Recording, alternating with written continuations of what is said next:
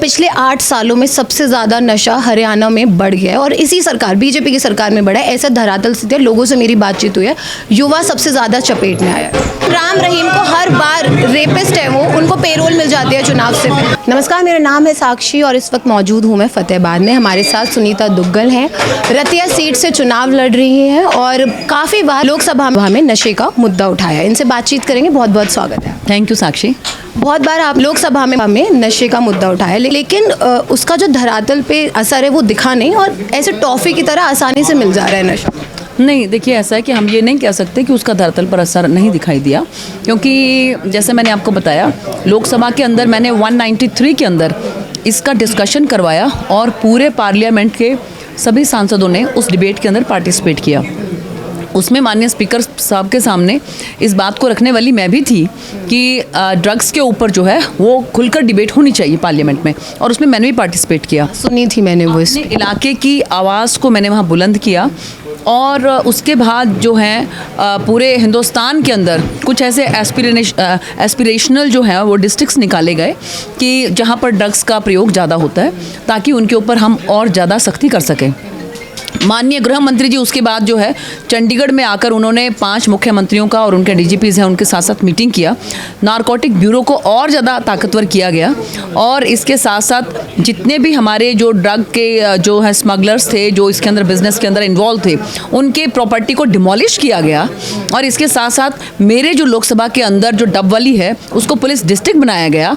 तो इतने सारी चीज़ें हुई हैं, लेकिन फिर भी देखिए ये ऐसी सामाजिक बुराई है कि जिसका हम ये सोचें कि केवल और केवल सरकार जो है इसके ऊपर जो है लगाम लगा सकती है, तो मुझे लगता है कि वो अतिशयोक्ति होगी। अगर हम सब मिलकर, मीडिया के बंधु हैं, हमारे सामाजिक संस्थाएं हैं, स्कूल्स हैं, कॉलेज हैं, प्रिंसिपल हैं, टीचर्स हैं, और जो एडमिनिस्ट्रेशन है, पुलिस एडमिनिस्ट्रेशन है, और इसके साथ साथ में सभी समाज है, सब मिलकर अगर हम नकेल करने की कोशिश करेंगे तो मैं पूरी उम्मीद है कि हम इस पर नकेल कर सकते हैं। आपने कहा सरकार पूरी तरीके से लगाम नहीं लगा सकती। सेंटर में आपकी सरकार है इस वक्त, तो अगर माने अभी तक चुनाव का नतीजा 8 तारीख को आएगा, उससे पहले भी बीजेपी की सरकार हरियाणा में है और पिछले 8 सालों में सबसे ज़्यादा नशा हरियाणा में बढ़ गया है और इसी सरकार बीजेपी की सरकार में बढ़ा है। ऐसा धरातल स्थिति है। लोगों से मेरी बातचीत हुई है, युवा सबसे ज़्यादा चपेट में आया है। क्योंकि जो पंजाब है, पंजाब के अंदर जो आम आदमी पार्टी की सरकार है वो इसमें कुछ नहीं कर रही है और वो युवाओं को इसकी चपेट में लेकर आ रही है। क्योंकि हमारा जो इलाका है वो बॉर्डर पर है पंजाब के,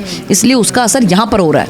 हम लोग पुरजोर कोशिश कर रहे हैं और मैं आपको विश्वास दिलाती हूँ कि जिस तरह से मैंने लोकसभा के अंदर इस आवाज़ को बुलंद किया था, विधानसभा के अंदर भी 90 हमारी विधानसभाएं हैं, उसके अंदर सबसे ज़्यादा अगर किसी विधानसभा की आवाज़ गूंजेगी तो वो रतिया विधानसभा की आवाज़ गूंजेगी। हर बार नेता ये कहते हैं कि हम आवाज़ उठाएंगे, हम कुछ काम करेंगे, लेकिन लोकसभा में हमने आवाज़ उठाना मैंने सुना, इसीलिए मैंने शुरुआत भी जो ड्रग्स के स्मगलर्स हैं उनकी प्रॉपर्टी को डिमोलिश किया।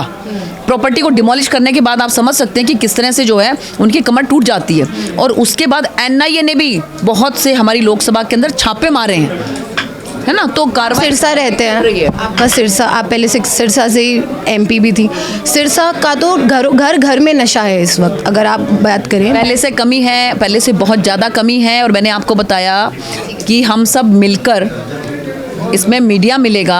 आप ये बताओ कि मीडिया ने आज तक नशे के लिए क्या किया? आप बताओ, आपने क्या किया आज तक? मैं तो आवाज़ ही उठा सकती हूँ, काम करना तो सरकार के हाथ में है। हाँ, तो मैंने भी यही कहा कि मेंबर पार्लियामेंट बनके मैंने 193 के अंदर, इसके अंदर पूरी की पूरी पार्लियामेंट के अंदर 193 में डिस्कशन हुआ इस पर अक्रॉस द पार्टी लाइन।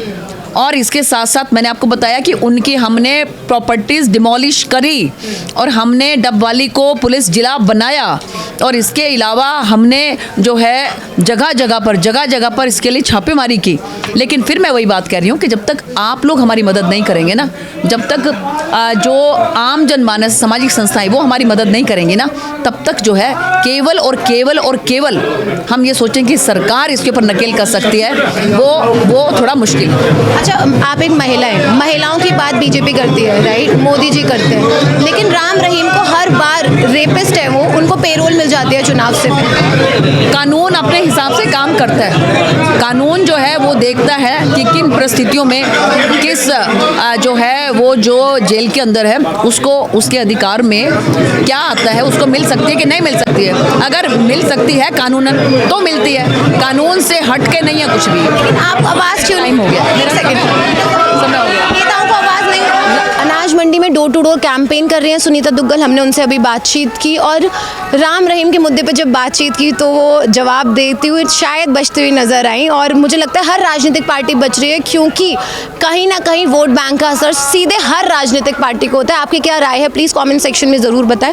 और हमने उनसे नशे पर भी बातचीत की, जिनका जवाब आपने सुना।